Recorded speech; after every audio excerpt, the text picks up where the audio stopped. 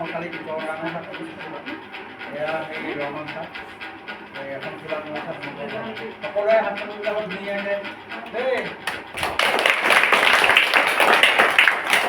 আৰু বেছি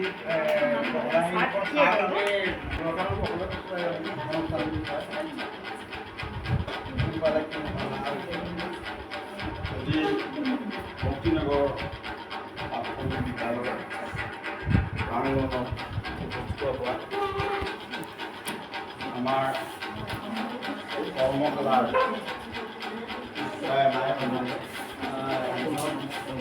কৰ্মশালাৰ আয়োজন কৰা আজি সেইদিন গতিকে আমি বৰ যোগাযোগ কৰিব নোৱাৰিলোঁ তথাপি আমি এদিন আহিলোঁ গ'লোঁ বা যি কি নহওক আমাৰ শিক্ষকসকল ৰমন ছাৰ প্ৰমুখ্যে ইতিমধ্যে আমাৰ উপস্থিত আমাৰ ছাৰ আছে আমাৰ দুই ছাৰ আমাৰ অভিভাৱক আছে সকলোকে আপোনালোকে শ্ৰদ্ধা জনাইছোঁ বা যি কি নহওক মুহূৰ্ত হ'লেও তেওঁলোকে আহি আমাৰ এই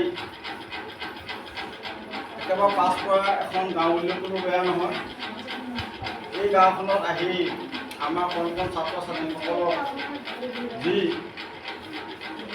অৰিহণা যোগালেহি নাচ গান ইত্যাদি কৰি তেখেতলোকৰ সকলোকে মই ধন্যবাদ জ্ঞাপন কৰিছোঁ আৰু আমাৰ ছাত্ৰ ছাত্ৰীসকলো যাতে আগলৈ এনেধৰণে ছাৰসকল আহিলে মানে দলে বলে যোগদান কৰিবলৈ আশা ৰাখিলোঁ আৰু আমাৰ বিশেষকৈ কি কম মই বিশেষ আহিব নোৱাৰিলোঁ কিছু দিশত তথাপিতো আমাৰ কৰ্মশালা ভাগ বৰ সোনকালে মানে শেষ হ'ল এমাহ হ'ব বুলি ভাবি আছিলোঁ ইতিমধ্যে ছাৰসকলো মানে আৰু বিভিন্ন জেগাত মানে কিছু মানে তেখেতলোকৰ প্ৰগ্ৰেম আছে সেই উপলক্ষে নিশ্চয় চাগে আমাৰ এই প্ৰগ্ৰেম ভাগি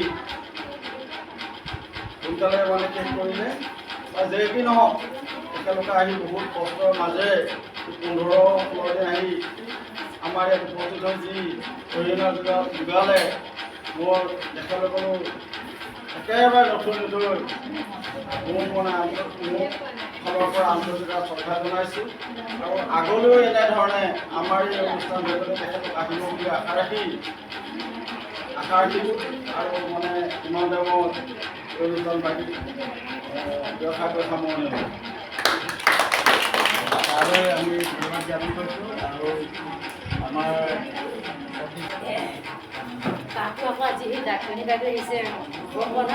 সন্মানীয় প্ৰাথমিক বিদ্যালয়ৰ প্ৰধান শিক্ষক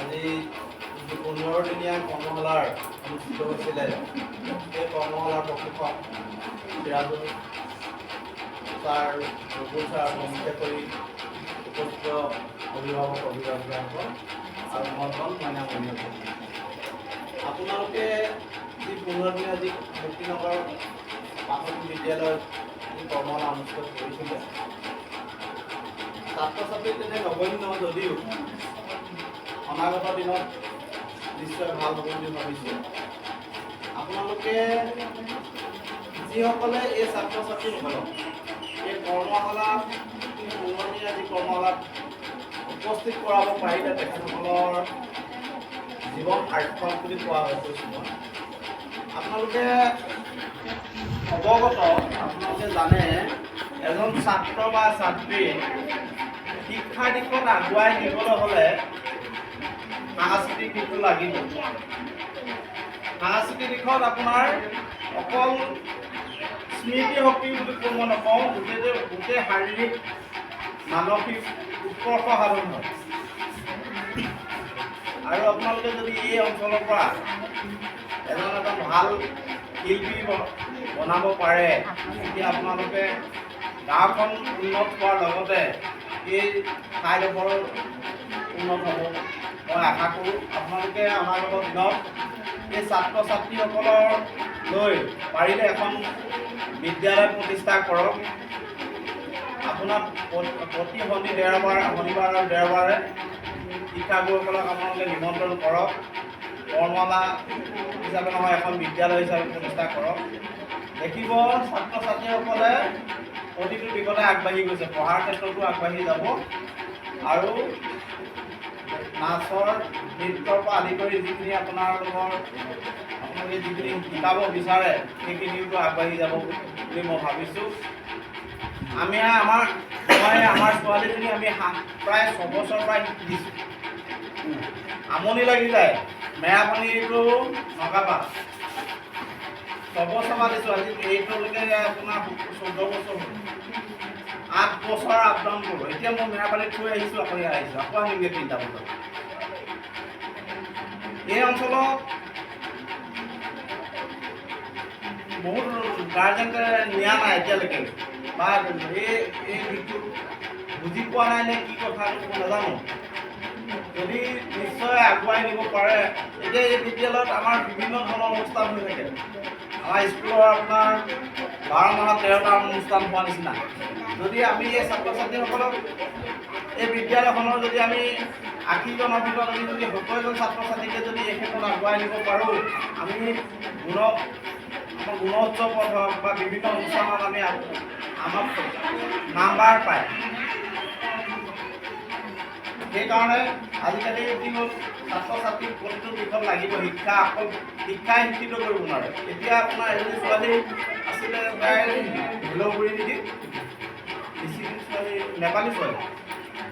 তাই মানে কি হ'ল, গোলাঘাটত কিবা নামভৰ্তি কৰিছে, মেট্ৰিক পাছ কৰিছে। তাই মানে কি হ'ল, পাৰ্চেণ্টেজে পোৱা নাই। তাই ফাৰ্ষ্টে পাইছে 70 কিমান পাৰ্চেণ্ট, কিন্তু তাই পাৰ্চেণ্টেজে পোৱা নাই। কিন্তু নৃত্যৰ যিখন চাৰ্টিফিকেট আছিলে সেই চাৰ্টিফিকেটখন পোৱাৰ কাৰণে তাই মানে কি হ'ল, ইয়াত ছিট পালে। তেনেকুৱা ধৰণৰ মানে শিক্ষাটো সংস্কৃতিৰ দিশত যদি আগুৱাই যাব পাৰে, শিক্ষাৰ ক্ষেত্ৰতো মানে কি হ'ল, যথেষ্ট মানে ছাপোৰ্ট কৰিব। সেইকাৰণে আপোনালোকে যদি এই ক্ষেত্ৰত ল'ৰা ছোৱালীখিনিক অনাগত দিনত এখন বিদ্যালয় প্ৰতিষ্ঠা কৰি যদি ইয়াত এই শিক্ষা দিব পাৰে, ভাল হ'ব বুলি মই ভাবোঁ আৰু ইয়াৰ ক্ষেত্ৰত